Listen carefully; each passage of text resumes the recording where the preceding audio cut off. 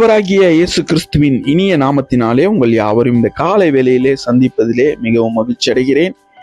இன்று நாம் தியானிக்கக்கூடிய தேவ வார்த்தையானது சங்கீதம் 18:28. தேவரீர் என் விளக்கை ஏற்றுவீர், என் தேவனாகிய கர்த்தர் என் இருளை வெளிச்சமாக்குவார். ஆமென். அன்பு சகோதர சகோதரிகளே, நம்முடைய வாழ்க்கையில் சில நேரங்களில் எல்லாமே இருளாக தோன்றும்.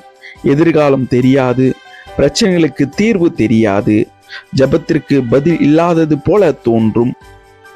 ஆனால் தேவனுடைய பிள்ளைகளுக்கு ஒரு பெரிய வாக்குத்தத்தம் இருக்கிறது.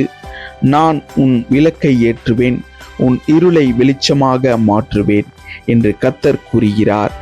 விளக்கு தானே எரியாது, அதை யாராவது ஒருவர் ஏற்ற வேண்டும். அதே போல நம்முடைய வாழ்க்கையை நம்பிக்கையும் சமாதானமும் சந்தோஷமும் ஆகியவற்றை ஏற்றுவது கர்த்தராகவே இருக்கிறார். மனிதர்கள் வழியை மூடலாம், ஆனால் தேவன் புதிய வழியை திறக்க வல்லவராயிருக்கிறார்.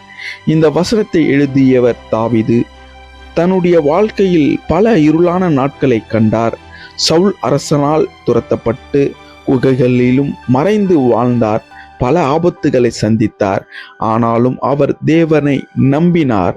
ஆதலால் கர்த்தர் அவருடைய இருளை வெளிச்சமாக மாற்றி இறுதியில் இஸ்ரவேலில் மகத்தான ராஜாவாக உருவாக்கினார். ஜார்ஜ் முல்லர் என்ற தேவ மனிதர் அவருடைய வாழ்நாளில் ஆயிரக்கணக்கான அனாதை குழந்தைகளை பராமரித்தார். பல நாட்களில் உணவுக்கு கூட பணம் இல்லாமல் சூழ்நிலைகள் ஏற்பட்டது. ஆனால் அவர் யாரிடத்தையும் கேட்கவில்லை, தேவனிடத்தில் மட்டுமே ஜெபித்தார். தேவன் அற்புதமாக தேவைகளை சந்தித்து ஒரு இருளையும் வெளிச்சமாக மாற்றினார். அவருடைய வாழ்க்கை தேவன் நம்முடைய விளக்கை ஏற்றுகிறார் என்பதற்கு சாட்சியாக இருந்தது.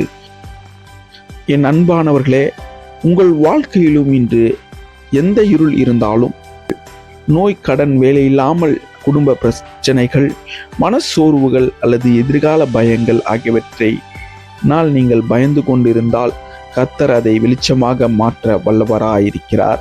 நீங்கள் செய்ய வேண்டியது ஒன்றுதான். அவரை முழு மனதோடு நம்பி ஜெபித்து அவரிடத்தில் கேட்கும்போது அவர் உங்களுடைய இருளான வாழ்க்கையை வெளிச்சமான வாழ்க்கையாக மாற்ற வல்லவராயிருக்கிறார்.